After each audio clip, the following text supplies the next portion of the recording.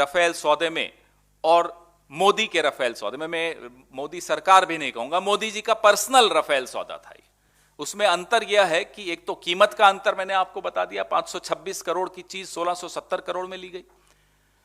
दूसरा, transfer of technology, तकनीक का, प्रौद्योगिकी का हस्तांतरण, जो सबसे महत्वपूर्ण, और भी कई महत्वपूर्ण हमारे सौदे में मुद्दे थे, बिंदु थे, लेकिन यह बहुत महत्वपूर्ण बिंदु था कि 108 विमान 126 में से हिंदुस्तान में बनने थे। हमें टेक्नोलॉजी 526 करोड़ में ना केवल विमान मिल रहे थे, टेक्नोलॉजी भी मिल रही थी। मोदी जी के सौदे में 1670 करोड़ का विमान बिना टेक्नोलॉजी ट्रांसफर के खरीदा गया। तीसरा महत्वपूर्ण अंतर, 126 विमानों को घटाकर 36 कर दिया गया। देखिए, मैं वापस से गिना देता हूं। नंबर 1, बिना टेंडर के किया गया। नंबर 2, 526 करोड़ की चीज 1670 करोड़ में ली गई। नंबर 3, बिना ट्रांसफर ऑफ टेक्नोलॉजी, बिना तकनीक हस्तांतरण के।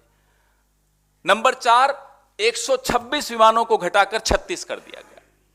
और महत्वपूर्ण बिंदु आ रहा है, पांचवां बिंदु,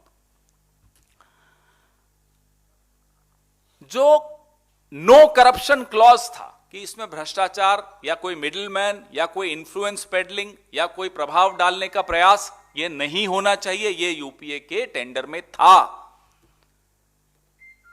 यह आवश्यक होता है किसी भी रक्षा सौदे में, और इतना बड़ा रक्षा सौदा सरकार में हम भी रहे हैं। 5 रुपए की भी चीज खरीदनी हो तो टेंडर के जरिए होती है, एक प्रक्रिया के जरिए होती है। यह पांचवां सबसे महत्वपूर्ण बिंदु और सबसे महत्वपूर्ण अंतर यूपीए के राफेल सौदे में और मोदी जी के राफेल सौदे में था कि मोदी जी ने खुद आगे बढ़कर निजी तौर पर हस्तक्षेप करके, रक्षा मंत्रालय को नजरअंदाज करके, बाईपास करके यह क्लॉज हटाया। ये इतना महत्वपूर्ण बिंदु है इस आज की प्रेस वार्ता का। यह हम पहले भी बता चुके हैं, लेकिन आज ये ज्यादा महत्वपूर्ण हो जाता है कि मोदी जी ने खुद हस्तक्षेप करके नो करप्शन क्लॉज या इंटेग्रिटी क्लॉज हटाया। तो French news portal Mediapart FR ने एक और कल चौंकाने वाले खुलासे में कुछ ताजा चीजें उजागर की हैं, तथ्य उजागर किए हैं कि कैसे इस बिचौलिए सुषेण गुप्ता, जिसका नाम है, ने 2015 में भारत के रक्षा मंत्रालय से जो भारतीय वार्ता दल था, इंडियन नेगोशिएशन टीम थी, उसके गोपनीय दस्तावेज 2015 तारीख, ये भी बड़ी महत्वपूर्ण है, ये सन बड़ा महत्वपूर्ण है। इंडियन नेगोशिएशन टीम के गोपनीय दस्तावेज, जिसमें भारत की तरफ से जो कैलकुलेशन की जा रही थी कि कितने में यह लेना चाहिए, वो आंतरिक था, वो गोपनीय था, अति गोपनीय था। वह गोपनीय दस्तावेज इस सुषेण गुप्ता ने दसॉल्ट को दिए। और ऐसा नहीं है कि सरकार के पास यह जानकारी नहीं थी। ये देखिए कितना महत्वपूर्ण बात है कि सरकार के पास जानकारी हो कि ऐसा गलत हो रहा है। न केवल सरकार ने गलत होने दिया, बल्कि उस गलत को मदद की, वो इंटीग्रिटी क्लॉज हटाकर।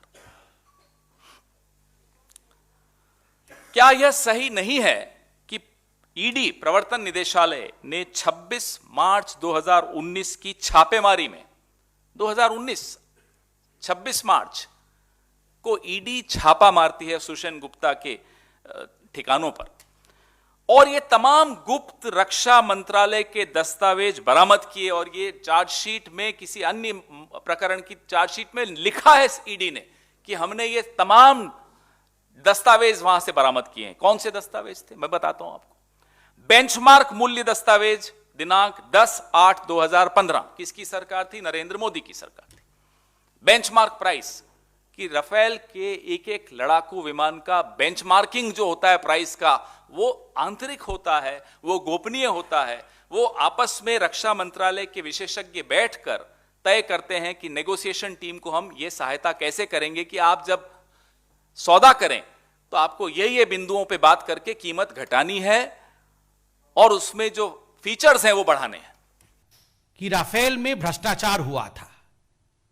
जैसे ही यह खुलासा हुआ कांग्रेस पार्टी ने आओ देखा ना ताओ तुरंत प्रेस कॉन्फ्रेंस करके भारतीय जनता पार्टी और खास करके देश के यशस्वी प्रधानमंत्री नरेंद्र मोदी जी के ऊपर हमला बोला।